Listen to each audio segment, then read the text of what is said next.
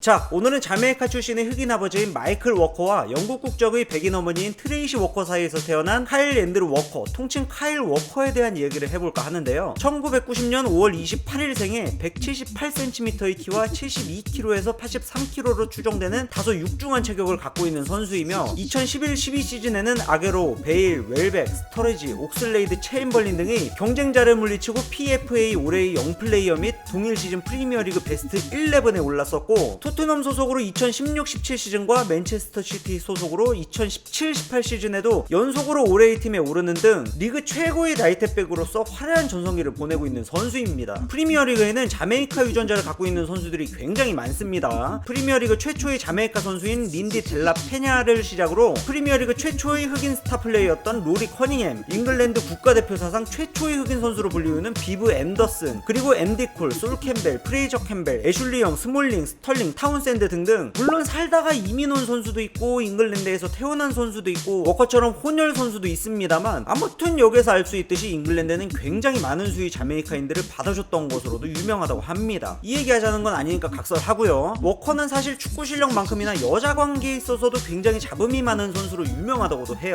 이런 이유로 내용이 많으니까 빠르게 축구 커리어부터 반전에 반전을 거듭하는 사생활까지 디테일하게 알아보는 시간을 가져보도록 하겠습니다. 출발!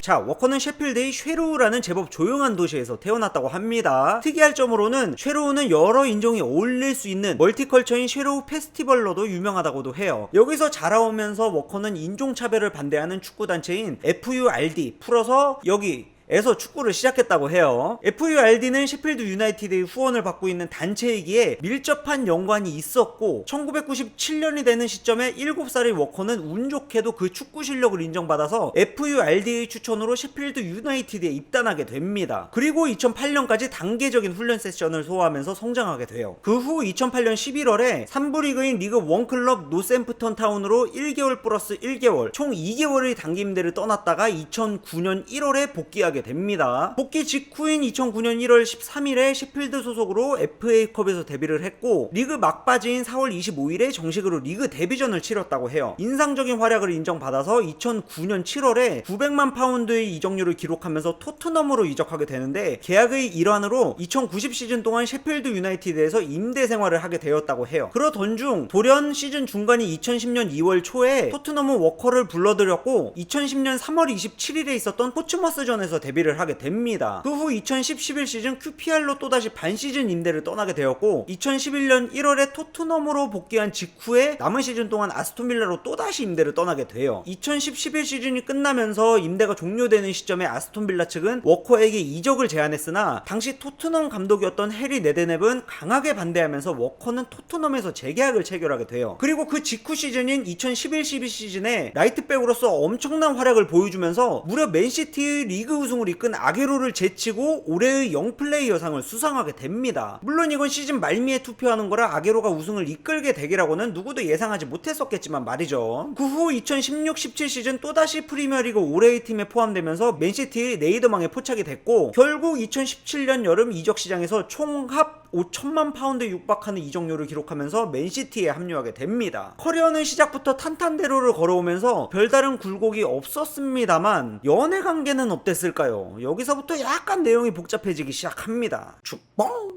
현재 워커의 세 아들들을 낳은 애니 킬너는 워커가 16살이던 시점에 처음 만났고 첫눈에 반하면서 2011년도부터 헤어지기까지 9년간 진지한 관계를 이어왔다고 해요. 워커는 애니 킬너에게 정신적으로 굉장히 많은 부분을 의존하며 지내왔고, 워커가 제법 많은 클럽들을 거쳐오면서도 단 한 번의 불평 없이 워커와 함께 이사를 다녔다고 합니다. 그런데 문제는 2018년도부터 시작이 돼요. 2018년 9월 라우라 브라운이라는 여성은 맨체스터에 있었던 파티에서 워커와 처음 만났었다고 합니다. 얘기에 앞서서 라우라 브라운에 대해 먼저 간략하게 얘기를 해보자면, MTV에서 방영한 엑스 온 더 비치의 참가자로 유명해졌으며 참가 후 2만 파운드를 사용하여 전신 성형을 했던 것으로 더욱 유명해지기도 했다고 해요. 아무튼 그 이후 간단한 대화 후에 연락처를 주고받았었고 다음날부터 메시지를 주고받기 시작했다고 합니다. 그러던 어느 날 워커는 벤틀리 벤테이가를 몰고 라우라의 집을 찾아갔고 으슥한 골목으로 차를 끌고 들어간 후에 둘의 미래가 있었다고 해요. 그 이후 스타벅스 드라이브스루에서 커피를 사 마시면서 나오면서 워커는 아이의 아빠라고 말을 하긴 했지만 연애 중이라는 말은 하지 않았었다고 합니다. 라우라는 워커가 애니 킬너와 헤어진 거라고 생각했었나봐요. 2019년 3월 해피 맘스데이, 우리말로 어머니 날에 워커는 SNS를 통해서 애니 킬너의 사진과 하트 이모티콘을 게시하면서 130만 명의 팔로우들로부터 약 6만 3천 개의 좋아요를 받게 되는데, 이 사실을 모를 리 없는 라우라 브라운은 애니 킬러에게 He is red, 워커는 쥐새끼 같은 놈이다 라는 내용을 시작으로 그동안의 관계에 대해 폭로했었다고 해요. 애니 킬러는 처음에 무시했었다고 합니다. 돈 많은 스포츠 스타에게 이런 류의 루머는 많으니까 말이죠. 라우라 브라운은 애니 킬러가 믿지 않자 증거로 워커의 방에서 함께 찍은 사진을 보내줬고, 이 사진을 본 애니는 화가 폭발하면서 이 말이 사실이면 카일은 지옥을 경험하게 될 거다 라고 답했었다고 해요. 이후 애니는 워커와 함께 이 사건이 발생하기 2달 전에 맨시티 출신의 스티븐 아일랜드에게 구매한 350만 파운드짜리 저택에서 워커를 쫓아냈고, SNS에서도 워커의 모든 사진을 지웠다고 합니다. 그러니까 한마디로 헤어진 거죠. 아무튼 워커는 이후 펩과 맨시티 선수들 다수가 머물고 있는 한 달에 8,000파운드짜리 호텔에서 생활하게 됐다고 해요. 비슷한 시기에 스톤스 또한 여자 문제로 여자친구에게 집에서 쫓겨나서 같은 호텔에서 생활했다고 하는데,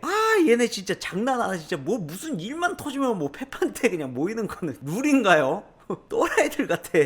축봉. 그 후 워커는 애니 킬너에게 사실관계에 대해 설명하면서 필사적으로 용서를 구했다고 해요. 결국 용서해주면서 2019년 6월 워커와 함께 휴가를 떠나기도 합니다. 물론 마음을 완전히 열어줬던 건 아니었다고 해요. 워커는 집으로 돌아오고 싶어 했지만 그것까진 용납하지 않았었다고도 하니까 말이죠. 잠잠해질 무렵이었던 2020년 1월경에 돌연 모델이자 SNS 스타로 유명한 로린 군매는 자신이 임신 중이며 출산을 앞두고 있다는 내용을 SNS를 통해서 알리면서 또 다른 사건이 시작되게 됩니다. 아이의 아버지가 누구인지에 대한 논란이 있었지만 풋볼 스타라는 사실 이외에는 알려진 게 없었는데, 언론에서는 워커일 거라는 추측이 줄을 이루게 돼요. 이로 인해서 워커는 2020년 2월 또다시 애니킬러에게 전화통화로 모든 사실을 고백했고 밤새 용서를 구했지만, 애니킬러는 거틀러스, 그러니까 겁쟁이 새끼라는 말을 끝으로 전화를 끊었고 또다시 헤어지게 되었다고 합니다. 쥐새끼에 그냥 겁쟁이 새끼에 그냥 그냥.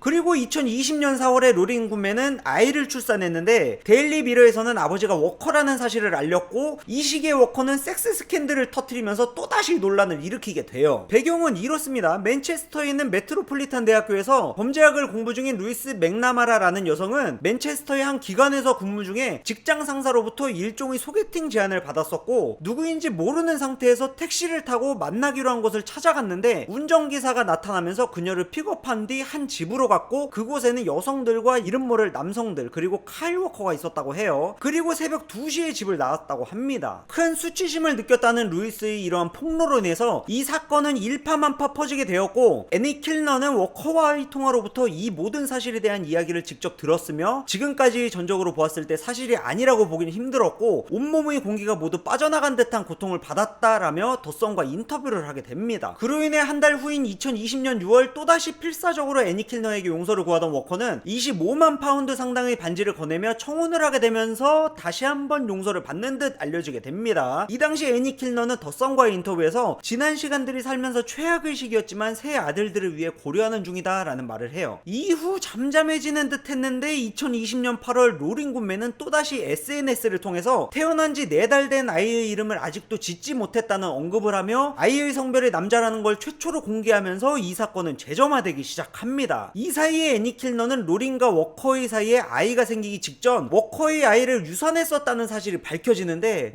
이 자료를 모으는 저도 너무 복잡해갖고 타임라인이 정리가 안 될 정도예요. 그러니까 이게 당사자들은 어땠을까 하는 생각이 듭니다. 진짜 복잡해요. 그런데 2020년 9월 또 다른 사건이 밝혀지면서 새로운 국면이 접어들게 됩니다. 애니 킬너와 리버풀 소속의 알렉산더 아놀드의 친구라고 알려져 있는 20살의 조슈아 콕스라는 남성은 2020년 2월, 그러니까 워커와 애니가 헤어진 직후부터 관계를 이어왔었다고 알려지게 되는데요. 애니 킬너는 워커가 청혼한 6월경에 헤어졌다고 눈물로 고백했지만 여전히 만나고 있다는 정황들이 나오면서 워커와 애니 킬너의 관계는 혼란에 빠지게 됩니다.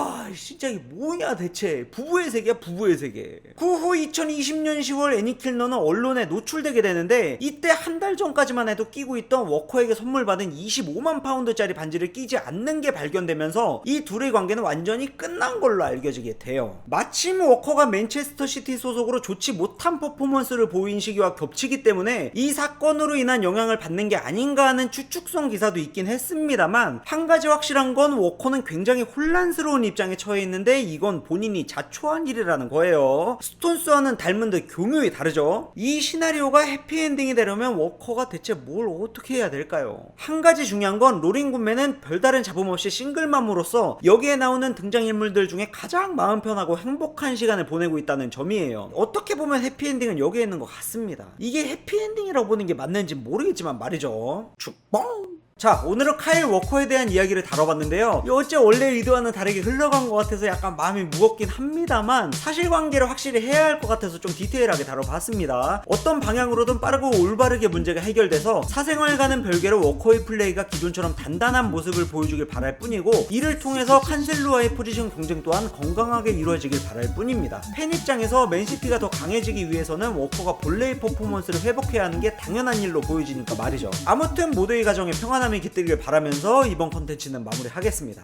감사합니다. 축구는 뽕! 와씨, 오늘 등장인물이 많아서 녹화하는데 진짜 힘들었다. 와, 너무 힘들어 발음하기. 워커 여자 문제만 36페이지예요 이거 뭐 타임라인대로 해석하느라 진짜 죽을 뻔했어요 진짜. 와씨, 남들도 유튜브 하는 거 이렇게 힘드나. 뭐 나만 어려운 거야. 뭐 다음엔 좀 더 쉽게 가야 될 것 같으니까 그냥 균도안 할게요. 균도안. 너무 힘들어 이거 진짜.